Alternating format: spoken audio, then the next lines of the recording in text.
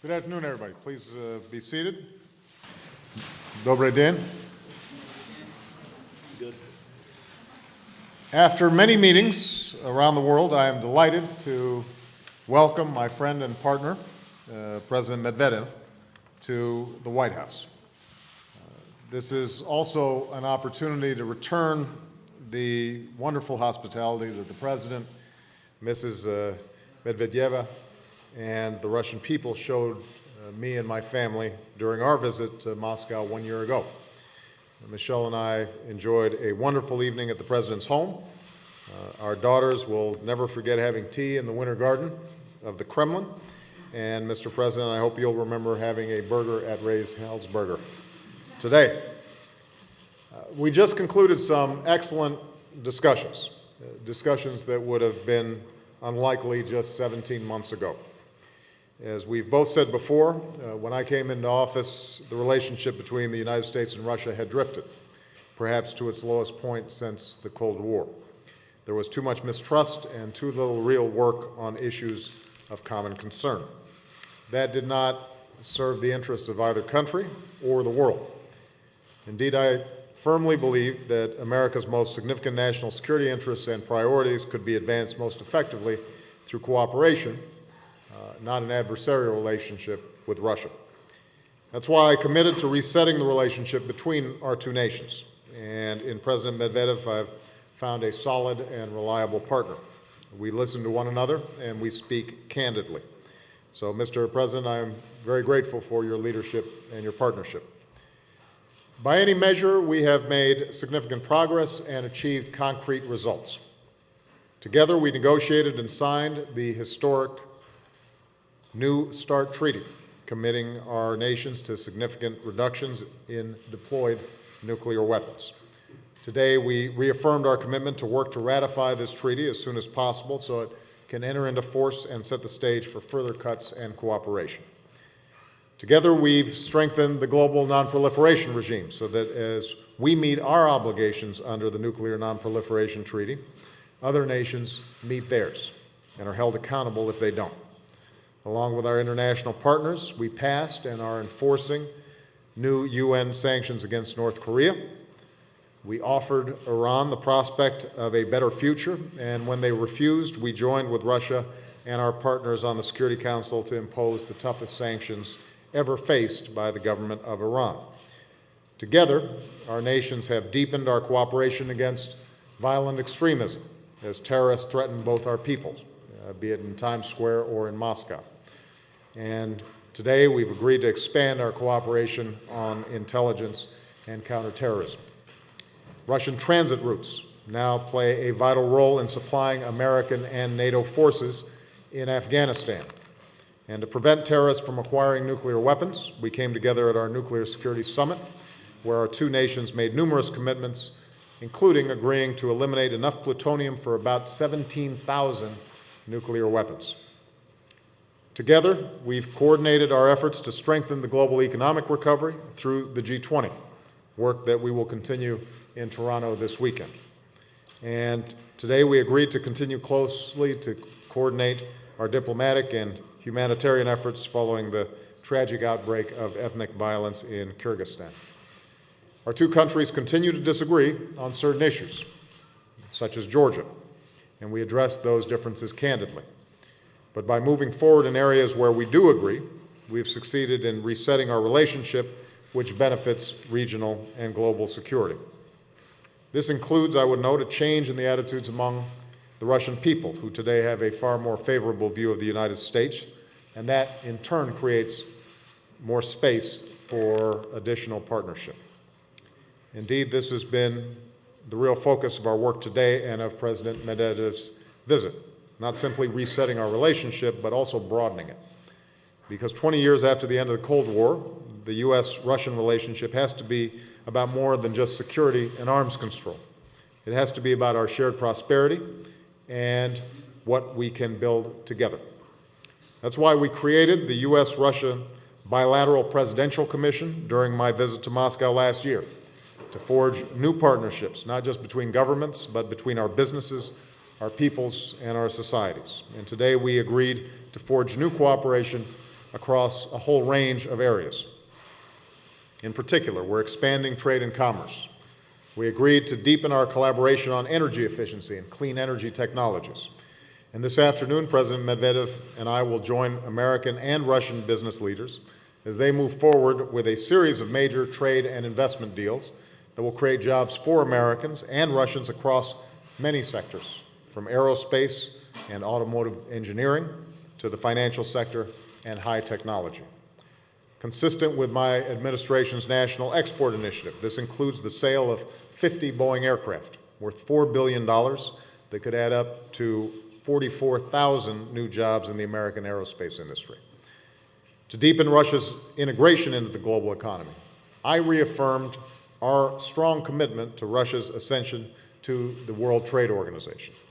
Today, we've reached an agreement that will allow the United States to begin exporting our poultry products to Russia once again. And I want to thank President Medvedev and his team for resolving this issue, which is of such importance to American business and which sends an important signal about Russia's seriousness about achieving membership in the WTO. Therefore, I told President Medvedev that our teams should accelerate their efforts to work together to complete this process in the very near future. Russia belongs in the WTO. That's good for Russia, it's good for America, and it's good for the world economy. I appreciated very much the opportunity to hear President Medvedev's vision for modernization in Russia, especially high-tech innovation. It is a personal passion of the President. And during his visit to Silicon Valley this week, he visited the headquarters of Twitter's, where he opened his own account. I have one as well, so we may be able to finally throw away those red phones that have been sitting around for so long. American companies and universities were among the first to invest in President Medvedev's initiative to create a Russian Silicon Valley outside Moscow, and more are announcing new investments today.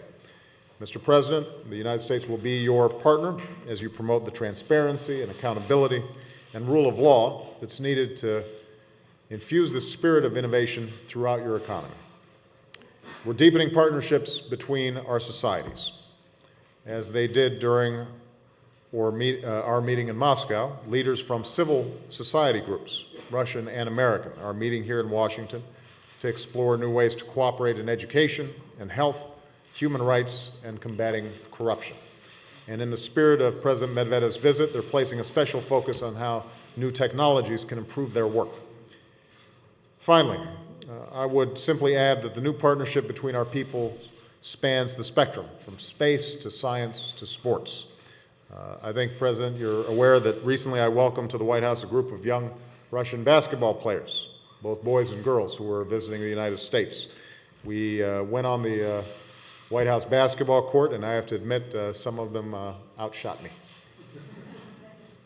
They represented the hope for the future that brings our countries together. Those were the same hopes of another generation of Americans and Russians, the generation that stood together as allies in the Second World War, the great patriotic war in which the Russian people suffered and sacrificed so much. We recently marked the 65th anniversary of our shared victory in that war, including that historic moment when American and Soviet troops came together in friendship at the Elbe River in Germany. A reporter who was there at that time, all those years ago, said, "If there is a fine, splendid world in the future, it will largely be because the United States and Russia get on well together. If it is in trouble, it will be because they don't get on well." It's as simple as that. Mr. President, the decades that followed saw many troubles, too many troubles. But 65 years later, it's still as simple as that. Our countries are more secure and the world is safer when the United States and Russia get on well together. So I thank you for your partnership and your commitment to the future that we can build together for this and for future generations. With that, let me introduce President Medvedev. Thank you, Mr. President. Уважаемые коллеги, distinguished colleagues, of course, I must start with thanking my counterpart, President Barack Obama, for invitation to visit the United States of America with a visit and for the exceptional hospitality and generosity we observed here. Even the weather is so warm that it leaves no doubt that everything is the result of hard work in terms of preparation of the visit. Our delegation appreciated the hospitality, and in Moscow we met in various places, and today I have managed to dine with President Barack Obama, an interesting place, which is typically American. Probably it's not quite healthy, but it's very tasty, and you can feel the spirit of America. But this is not the main thing we were engaged in. Our delegation, the Russian delegation, had a very busy schedule, and which started in California, which is an unparalleled event, besides the fact that it's a very beautiful place on the coast of the United States. It's a token place, and I hope this is a symbolic launch of cooperation between our countries in the sphere of innovation and high tech. We spoke about it, we have spoken about it today with President and before, saying that we have done a lot to build confidence between our countries. We have made steps aimed at establishing a more firm construction of our relations, structure of our relations, and to a certain extent we made our world safer, I must say this, but this is not enough for our bilateral economic ties to change. And this visit is generally mostly aimed at achieving these goals. We're ready for that, and our American partners are ready for the same thing. President and I agreed to work in this sphere, and today the main part of our talks was devoted to economic issues, and first of all, the very complicated issues as Russia's membership in WTO. Mr. President has just said that we have reached progress and made headway, but we will later discuss it probably. I am sure that such cooperation as cooperation in high-tech sphere can be mutually beneficial, including in this framework of those new projects created in Russia. We are establishing our continuation, so to say, of the Silicon Valley, not far from Moscow, which is the Skolkovo Center, and we hope that our American partners will actively partake in this project, and we have some good groundwork for that. And my yesterday's talk in the Silicon Valley and the forum that was held in St. Petersburg, the Economic Forum, the decisions of major companies to come to Russia with such investment, all this inspires us and shows that we can agree not only on missiles or some important and complicated issues of international agenda. I count on the fact that in Russia we'll soon have relevant business in place. Yesterday we had an interesting event in my life. I visited the Stanford University, which is a well-known university with special climate, and I was enjoying walking and strolling around Stanford without necktie or any suit, but in jeans, which was a pleasure for those people who occupy high posts. I also spoke with students, professors and tutors, and the faculty. It was an open, frank and candid communication, and I felt their interest in strengthening our good relations and address creating new high-tech projects in the Russian Federation and the United States. As far as the talks of today are concerned, Mr. President has said in detail about everything. I have practically nothing to add. We went through all the issues and the items of the agenda. We're interested in removing the obstacles accumulated over the previous period in this area of bilateral trade and investment. Russia has been actively participating in International Labour Division, and after the Washington summit is over, we will fly by different planes. We'll fly to Canada, where we will address the issue of promoting our common views and common goals and discussing the global financial agenda. And on our mutual understanding, a lot depends in the format of G20 in including. Today we have spoken about our economy's responses to the effects of the crisis. So we believe that much is done, but a lot has to be done. President told me about many innovations and novelties he's trying to push to steer through the Congress to make U.S. economy more stable. I briefed him on crisis exit measures. I believe it was a helpful exchange of opinions, and I hope that in a cooperative way we will together discuss the issues of restoring the global finance and establishing the new financial order. During the G20 meeting, there are some things that should be substantially changed. I mean, the investment climate. We should provide a stimulus to our businessmen to be more attentive and thoughtful towards each other, to invest funds in each other's economies, and this is why after the press conference we're going to meet our business communities of our countries, and we will talk our future steps so that the level of economic investment cooperation is in line with the potential of the US and the Russian economies. Over the last period of time, we created a number of useful tools. One of them is a presidential commission that has been mentioned by Mr. Obama. On the one hand, it's a common instrument, but on the other hand, it's a mechanism that provides for effective interaction, which is in line with the current spirit and level of our friendly and partnership relations and also many relations between Mr. Obama and me. So I hope all the colleagues that are present here and that are members of the Commission will actively work to implement the plans that we have.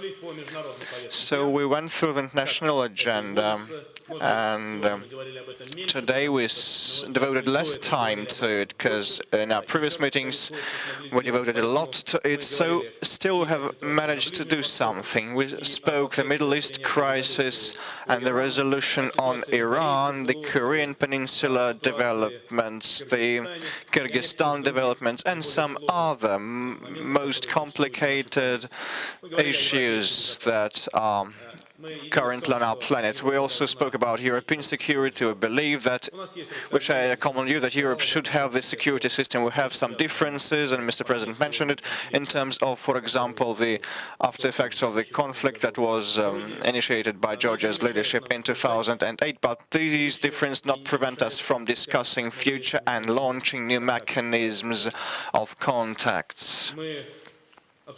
We discussed the situation around the New START treaty. Our goal, the goal of the two presidents, is to ensure tranquil ratification of the treaty by our parliament. I hope it's going to be done in the near future. Well, for example, in the State Duma and the Federation Council, there are hearings in place, there are hearings on, and in Congress there are hearings, as far as I know, as well as in Senate. So these active discussions should reveal the truth and synchronize the process of ratification. We keep thinking of our next future steps, and this is a serious responsibility of the Russian Federation and the United States. Would not lift this responsibility or shock it. We will keep in touch, and I'm also always ready to discuss various issues with my colleague, my counterpart, and we succeed in these discussions. Last time President and I spoke over the phone was my record of a phone conversation. Probably Obama has some longer records. It lasted 1 hour 45 minutes, which is a lot, I may say frankly, and the ear starts getting stiff. But the result, I will not brief you on the nuances, on the topics we discussed. We were both interested and submerged into the topic. Not only our aides, our ministers should be that responsible, but we too. So I'm thankful to my counterpart for his active cooperation and for a warm welcome here in Washington. Thank you so much. Okay, we're going to take some questions. We will start with Carol Lee of Politico.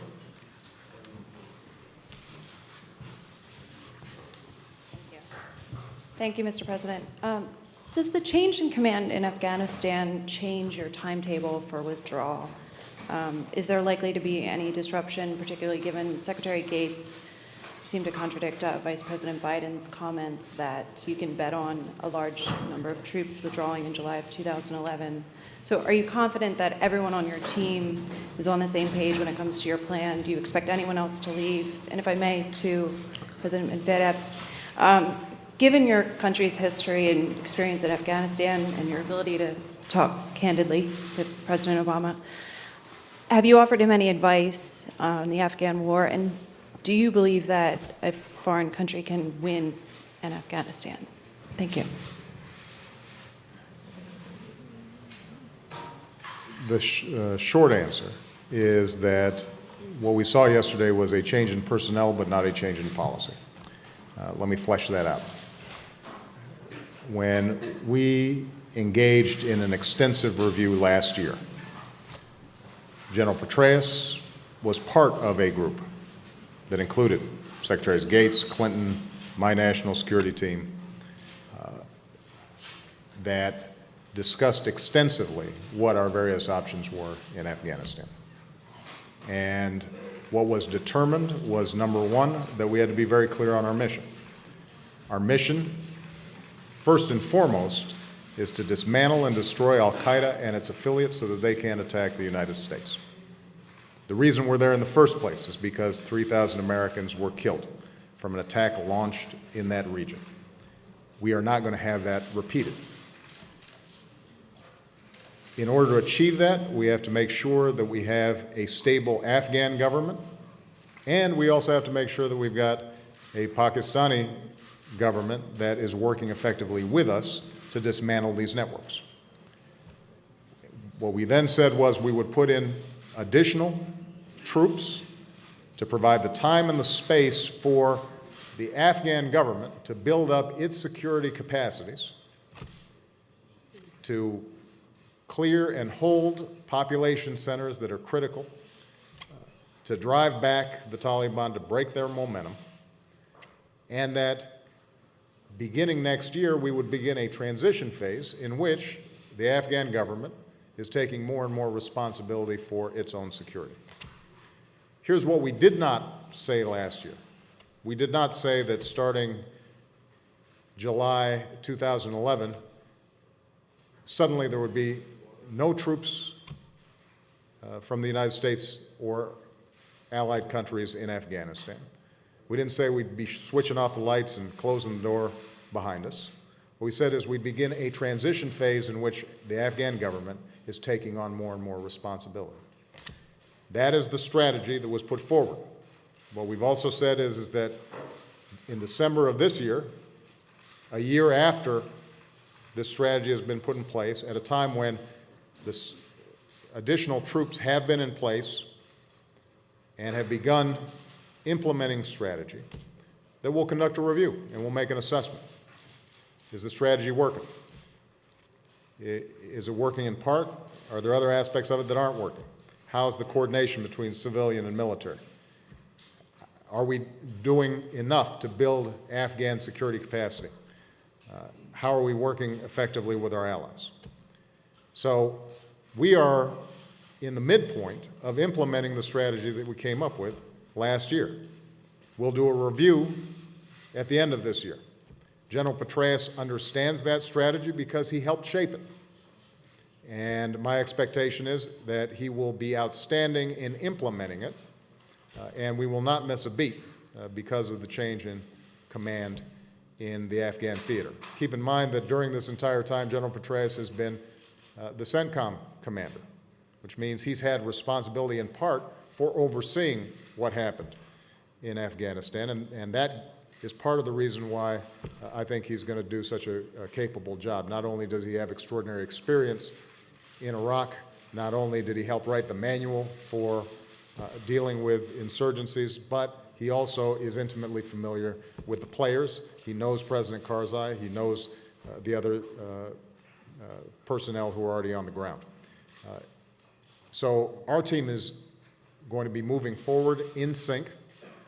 It is true that I am going to be insisting on a unity of purpose on the part of all branches of the U.S. government that reflects the enormous sacrifices that are being made by the young men and women who are there. I mean, every time I go to Walter Reed, when I visited Afghanistan and I visited the hospitals, and you see young men and women who are giving their all, making enormous sacrifices on behalf of the security of this nation, my expectation is that the leadership is true to those sacrifices, that the strategy that we're promoting, the manner in which we are working together at the leadership level, fully reflects and honors the incredible dedication of our young men and women on the ground. That's what I expect, and I believe that is what I will receive. Was there one last aspect to the question? Anyone else need to go in the chain of command? I am confident that we've got a team in place that can execute. And now, I'm paying very close attention to make sure that they execute. I will be insisting on extraordinary performance moving forward. One last thing I just want to remind everybody, though. The issues with General McChrystal that culminated in my decision yesterday were not as a result of a difference in policy. I want to be very clear about that. He was executing the policy that I had laid out, that he was executing the orders that I had issued, and that were reflective of the review process that took place last year.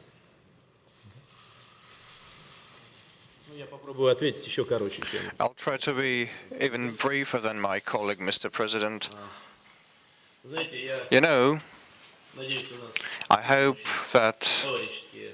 we have quite friendly relations with President Obama, but I try not to give pieces of advice that cannot be fulfilled. This is a hard topic, a difficult one. I can say only two things. First of all, we believe that at present the United States and some other countries are assisting the Afghan people in obtaining the much-wanted statehood and restore the basis of the functioning of an effective state, restore the civil society and the economy. And in these terms, we will support and back the efforts of the US. As far as our own experience, well-known experience is concerned, I would very much like to see the Afghan people in near future having an effective state and a modern economy, and which requires toiling more than a year. But this is the path to guarantee that the gravest scenarios of the last time will not repeat. Please, Itatas. Good day, Itatas News Agency. Michael Petrov. My question to President of the United States. You just mentioned that you discussed the issue of Russia's joining the WTO during your talks. But I must admit that and state that the promises to facilitate Russia's entry has been heard by the Russian delegation for a decade. Could you more specifically name the time frame when you are referring to finalizing the process in near future? And a question to Medvedev. Yesterday you visited the Silicon Valley. How did your perceptions on future cooperation between Russia and US in high-tech sphere changed, and what indicators should be reached so that you can call the cooperation a successful one? Thank you. On the WTO, first of all, I emphasized to President Medvedev, I emphasized to his entire delegation, and I now want to emphasize to the Russian people.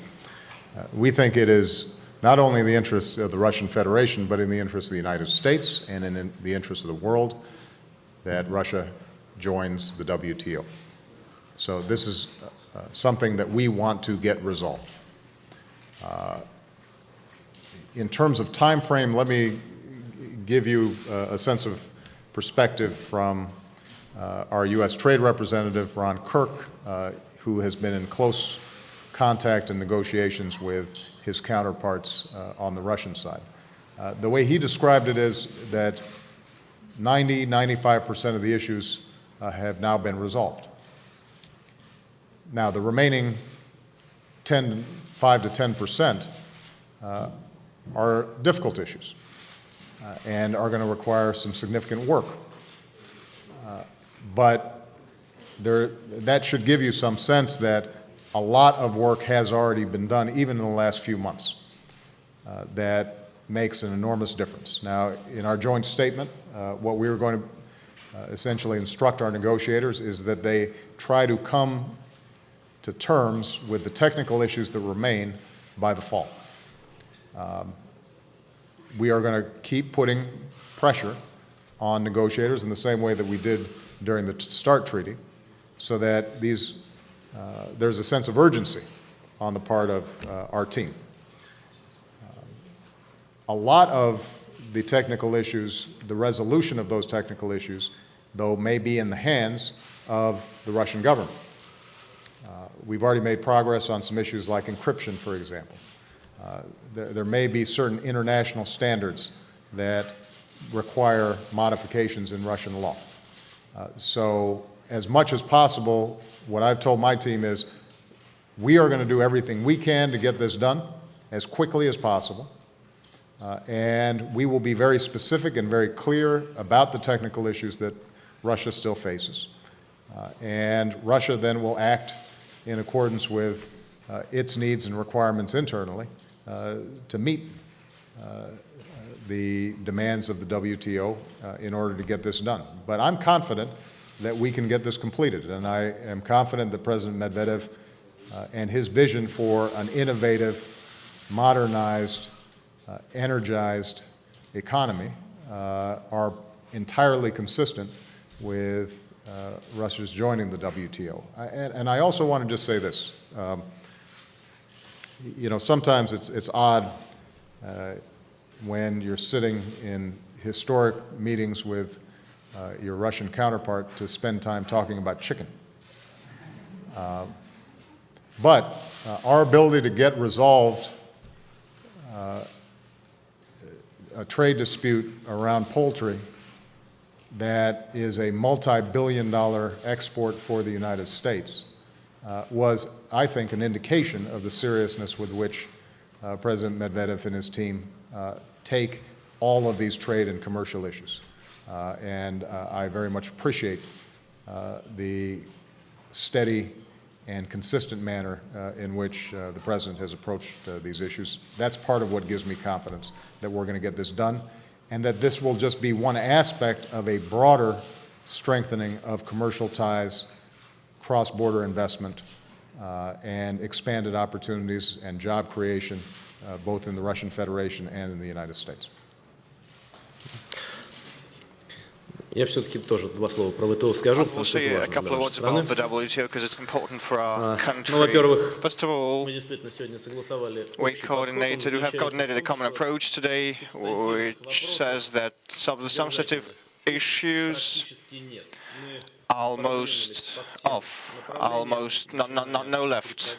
So moved along all the lines, starting from encryption and intellectual property and ending with state bodies and other things like synchronous character of changing of the Russian legislation as in the process of joining the WTO. There are some remaining technical minor problems, and our teams have been instructed to work as fast as possible, and we hope, and we have stated this, that the work will be finalized by the end of September this year. I'm quite happy that we have set the time frame not lose all the positive momentum about mind I have elaborated, and not to dilute the talks about WTO in the issues of chicken meat or swine trimming. We're in a different situation today. As far as cooperation in the Silicon Valley is concerned, well, yesterday I paid heed that everyone wishes to call the Silicon Valley the Kremlin Valley in Russia. Probably for English there is no difference, but in Russia there is. So in the Kremlin Valley it was very interesting, the visit I mean, and I looked at the activities of major companies that will, as I hope, become our close partners for modernization and technological advancement of our economy, like those like Cisco. And yesterday we inked a memorandum on investment in some projects to the tune of great sums, and also I watched the activities of small companies situated in the Silicon Valley, which set an example of being efficient and effective in risk or high-tech business.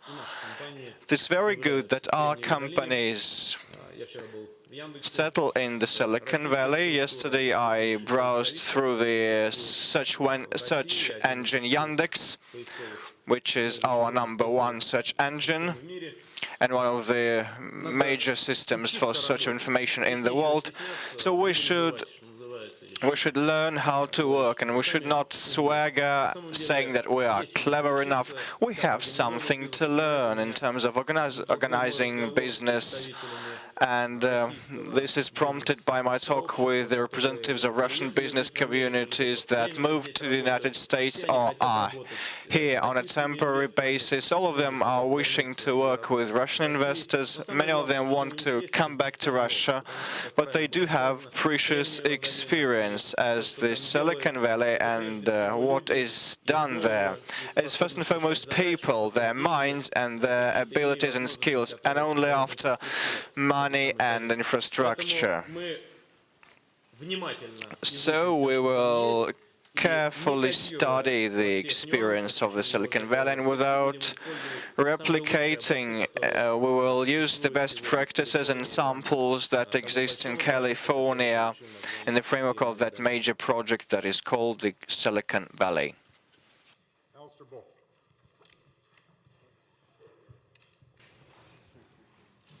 Thank you very much, Mr. President. I'd like to ask about the G20, since you are both heading to the summit. On China, you've already welcomed its decision on the yuan. Are you satisfied with how far the currency has moved since that news? How will this influence your judgment on whether China is a currency manipulator? And when will you release your report to Congress on this matter? Okay. I think that China made progress by making its announcement that it's going to be returning to its phased-in, market-based approach to the RMB. The initial signs were positive, but it's too early to tell whether the appreciation that will track the market is sufficient to allow for the rebalancing that we think is appropriate. I'm going to leave it up to Secretary Tim Geithner to make a determination as to the pace. He's the expert when it comes to examining the currency markets. I will say that we did not expect a complete 20% appreciation overnight, for example, simply because that would be extremely disruptive to world currency markets and to the Chinese economy. And ultimately, not surprisingly, China's got to make these decisions based on its sovereignty and its economic platform. But we have said consistently that we believe that the RMB is undervalued, that provides China with an unfair trade advantage, and that we expect change. The fact that they have said they are beginning that process is positive. And so we will continue to monitor and verify how rapidly these changes are taking place. And I think that we will be able to track a trajectory And if that trajectory indicates that over the course of a year, the RMB is appreciated a certain amount that is more in line with economic fundamentals, then hopefully, not only will that be good for the U.S. economy, that'll also be good for the Chinese economy and the world economy. More broadly, just to widen out the challenges that the world economy faces. We said in Pittsburgh in the G20 that it was important for us to rebalance, in part because the U.S. economy for a long period of time was the engine of world economic growth. We were sucking in imports from all across the world, financed by huge amounts of consumer debt. Because of the financial crisis, but also because that debt was fundamentally unsustainable, the United States is not going to be able to serve in that same capacity to that same extent. We are obviously still a huge part of the world economy. We are still going to be open. We are still going to be importing as well as exporting. But the economic realities are such that for us to see sustained global economic growth, all countries are going to have to be moving in some new directions. That was acknowledged in Pittsburgh. That means that surplus countries are going to have to think about how are we spurring domestic demand.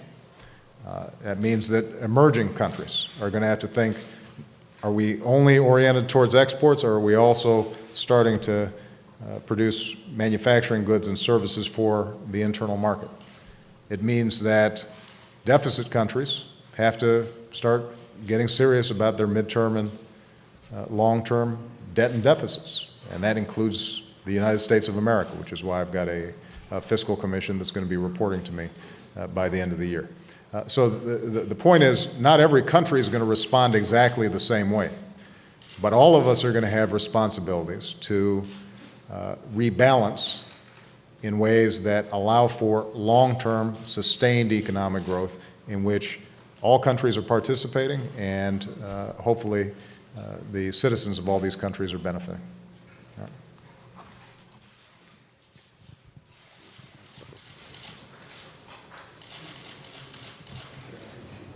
All right. Now you got to decide.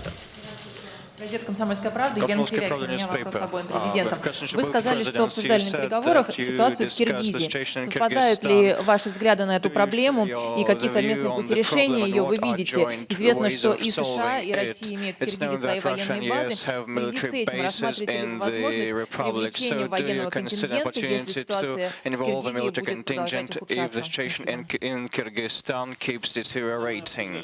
Yes, we have discussed this issue as the situation in the republic is difficult. At present, the state is not operating as it should. Well, the country de facto is split into parts, and civil unrests and clashes continue on the ethnic grounds. Very many people have perished and the authorities have been incapable of preventing what has happened.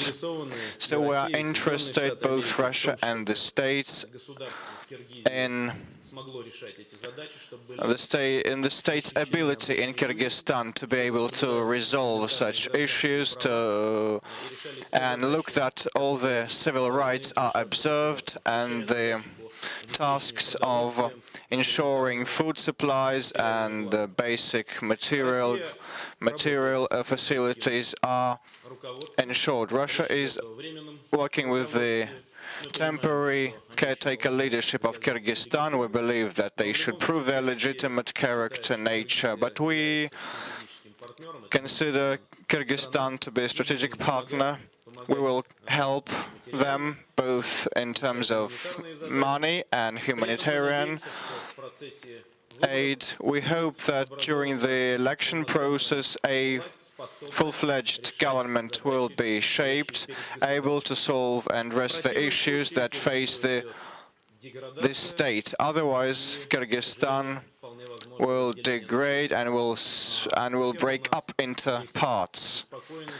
All of us share a concern that Under these circumstances, radical elements may rise to power in that country, and in this case we will have to address the issues that are addressed by us in other regions. I'm referring to the goals we have in Afghanistan. We discussed this issue, and if we are talking about a possibility of some enforcing order, well, I believe that Kyrgyzstan should on its own cope with these problems. The Russian Federation does not plan any deployment of a military or of a peaceful contingent, and I got a letter from the acting president of Kyrgyzstan, Roza Atumbayeva, but there is a consultations mechanism in the CSTO format. Heads of Security Council met to discuss the issue of security and of deploying a peacekeepers contingent. So far there is no need, they have decided, but the things may start developing by different scenarios. So CSTO will respond, and me being the chairman of the organization, anytime can convene a meeting of relevant bodies, and we hope that the United States does have an The only understanding. thing I would add is, obviously, we're monitoring the situation very carefully. There already has been excellent coordination between the United States and the Russian Federation on delivery of humanitarian aid. One of the things that we discussed is creating a mechanism so that the international community can ensure that we have a peaceful resolution of the situation there, and that any actions that are taken to protect civilians are done so not under the flag of any particular country, but that the international community is stepping in. And so our teams will be in continuing discussions in the weeks ahead as we monitor the situation as it unfolds. All right? Thank you very much, everybody. Спасибо. До встречи.